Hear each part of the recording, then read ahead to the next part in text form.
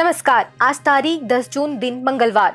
आप सुन रहे हैं देश दुनिया की खबरों के लिए द लेंस का न्यूज पॉडकास्ट राउंड अप और मेरा नाम है पूनम ऋतु सेन।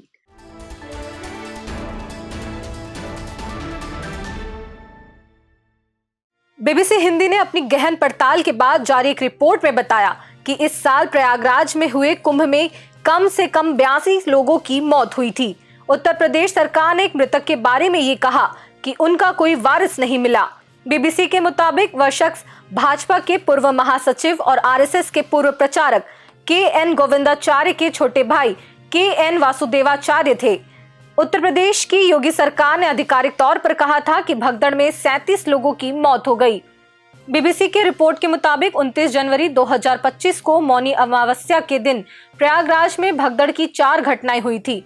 बीबीसी के संवाददाताओं ने 11 राज्यों के 50 जिलों में जाकर पड़ताल कर ऐसे मृतकों के बारे में जानकारियां जुटाई जिनके नाम सरकार की सूची में शामिल नहीं थे। यही नहीं, उसके मुताबिक बीबीसी के संवाददाताओं ने ऐसे 26 परिवारों से भी मुलाकात की जिन्हें 5-5 लाख रुपए कैश दिए गए, लेकिन उनके मृत परिजनों को सरकारी गिनती में शामिल नहीं किया गया। उत्तर और मध्य भारत के कई हिस्सों में इन दिनों भीषण गर्मी और लू का प्रकोप जारी है। मौसम विभाग ने जम्मू कश्मीर, हरियाणा, पंजाब, चंडीगढ़, राजस्थान, उत्तर प्रदेश, दिल्ली और मध्य प्रदेश के कई इलाकों में 12 जून तक लू का अलर्ट जारी किया है। कुछ स्थानों पर यह स्थिति 13 जून तक भी बनी रह सकती है। सुबह से ही तापमान 30 डिग्री सेल्सियस के आसपास पहुंच रहा है, जिससे लोगों का दिनचर्या प्रभावित हो रहा है। दिल्ली एनसीआर समेत उत्तर भारत में सूरज की तपिश लोगों को परेशान कर रही है। दिन में चिलचिलाती धूप और रात में गर्म हवाओं के कारण लोगों को राहत नहीं मिल रही। मौसम विशेषज्ञों के अनुसार राजस्थान के श्री गंगानगर में तापमान 47.3 डिग्री सेल्सियस तक पहुंच गया, जो इस समय सबसे गर्म क्षेत्रों में से एक है। इसके अलावा मध्य प्रदेश के भी कुछ हिस्सों में तापमान 45 डिग्री के करीब पहुंच रहा है। छत्तीसगढ़ आंध्र बॉर्डर पर कोंटा में सोमवार को आईईडी विस्फोट में शहीद हुए एडिशनल एसपी आकाश राव गिरिपुंजे को राजधानी रायपुर के माना में छत्तीसगढ़ सशस्त्र बल की 4th बटालियन में गार्ड ऑफ ऑनर दिया गया। इसके बाद उन्हें सभी ने श्रद्धांजलि दी। पत्नी ने रोते हुए सैल्यूट करके अपने पति को सलामी दी। मुख्यमंत्री विष्णुदेव साय, विधानसभा अध्यक्ष डॉक्टर रमन सिंह, उप मुख्यमंत्री अरुण साव और विजय शर्मा, मंत्री केदार कश्यप, लक्ष्मी राजवाड़े, डीजीपी अरुण देव गौतम, एडीजी नक्सल ऑपरेशन विवेकानंद समेत ब्यूरोक्रेट्स और पुलिस महकमे आला अफसर मौजूद थे। आकाश राव की पत्नी, उनकी मां, पिता और बच्चे भी शामिल थे। सभी ने आकाश राव को श्रद्धांजलि दी। इसके बाद आकाश राव के पार्थिव शरीर को रथ में रखकर महादेव घाट ले जाया गया, जहां उनका अंतिम संस्कार हुआ। एक टीवी न्यूज चैनल के एंकर शाजिया निसार और डिजिटल एंकर आदर्श झा को ब्लैकमेलिंग व सिंडिकेट चलाने के आरोप में नोएडा पुलिस ने आज सुबह गिरफ्तार कर जेल भेज दिया। नोएडा सेक्टर 58 के एसएचओ अमित कुमार ने द लेंस को बताया कि न्यूज चैनल की ओर से दर्ज कराई गई शिकायत के बाद ये कार्रवाई की गई है। उन्होंने बताया कि ये दोनों मित्र थे और चैनल के भीतर ही ब्लैकमेलिंग और धन उगाही का सिंडिकेट चला रहे थे। इंदौर के ट्रांसपोर्ट कारोबारी राजा रघुवंशी हत्याकांड में मंगलवार को नया खुलासा हुआ।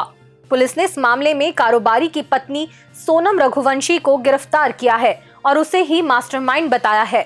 पुलिस के हवाले से मीडिया रिपोर्ट्स ने यह दावा किया है कि पति की हत्या के बाद सोनम रघुवंशी 25 मई को शिलांग से सिलीगुड़ी के रास्ते ट्रेन से इंदौर पहुंची थी। शिलांग एसपी विवेक ने मीडिया को यह जानकारी दी है। मीडिया रिपोर्ट्स के मुताबिक सोनम इंदौर आने के बाद किराए के मकान में रुकी थी। सोनम को एक ड्राइवर ने वाराणसी में ड्रॉप किया था, जहां से वो गाजीपुर पहुंची थी। ऑस्ट्रिया के ग्राज शहर में मंगलवार सुबह एक हाई स्कूल में फायरिंग में 11 लोगों की मौत हो गई और 28 घायल हो गए। उनमें से 4 की हालत बेहद गंभीर है। कुछ लोगों के सिर में भी गोली लगी है। पुलिस ने इलाके में बड़ा ऑपरेशन शुरू कर दिया है और लोगों से कहा है कि वे वहां से दूर रहें। ऑस्ट्रियाई मीडिया रिपोर्टों के मुताबिक सुबह करीब 10 बजे बोर्ग हाई स्कूल के अंदर गोलियों की आवाजें सुनी गई। इसके तुरंत बाद पुलिस मौके पर पहुंची। रिपोर्ट के अनुसार संदिग्ध हमलावर शायद उसी स्कूल का छात्र था और उसने खुद को गोली मारकर जान ले ली। दिल्ली की द्वारका क्षेत्र के एक फ्लैट में मंगलवार सुबह आग लग गई। फ्लैट के अंदर एक पिता अपने 2 बच्चों के साथ फंस गए थे। बचने के लिए 10 साल के दोनों बच्चों ने बालकनी से छलांग लगाई। उनके साथ उनके पिता यश यादव ने भी छलांग लगा दी। इसके बाद तीनों को अस्पताल ले जाया गया, जहां डॉक्टरों ने उन्हें मृत घोषित कर दिया। दिल्ली फायर सर्विस ने बताया कि उन्हें सुबह 10:01 पर इस घटना की सूचना मिली, जिसके बाद तुरंत 8 फायर टेंडर मौके पर भेजे गए। दमकल कर्मियों ने बिना देर किए बचाव कार्य और आग बुझाने का अभियान शुरू कर दिया था। फिलहाल आग लगने के कारणों का पता लगाया जा रहा है। और अंत में खबर जरा हटके में हम बताने जा रहे हैं स्वीडन का सॉफ्ट गर्ल ट्रेंड। स्वीडन का सॉफ्ट गर्ल ट्रेंड युवा लड़कियों के बीच धूम मचा रहा है, जहां वे नौकरी की भागदौड़ छोड़कर बेकिंग, बुनाई और घर सजाने जैसी रिलैक्स्ड जीवन शैली अपना रही हैं। सोशल मीडिया पर वायरल इस ट्रेंड में लड़कियां अपनी सौम्य घरेलू जिंदगी को स्टाइलिश अंदाज में दिखा रही हैं। कुछ युवा महिलाएं जानबूझकर नौकरी छोड़कर अपने पार्टनर पर आर्थिक रूप से निर्भर रहने का विकल्प चुन रही हैं। स्वीडन जैसे लैंगिक समानता वाले देश में ये ट्रेंड बहस का विषय बन गया है। कुछ इसे तनाव मुक्त जीवन की खोज मानते हैं, तो कुछ इसे पारंपरिक भूमिकाओं की ओर वापसी कहते हैं। ट्विटर पर हालिया पोस्ट बताते हैं कि ये चलन तेजी से बढ़ रहा है, लेकिन आलोचक इसे स्वीडन की प्रगतिशील छवि के लिए चुनौती मान रहे हैं और इस पर चर्चा जारी है।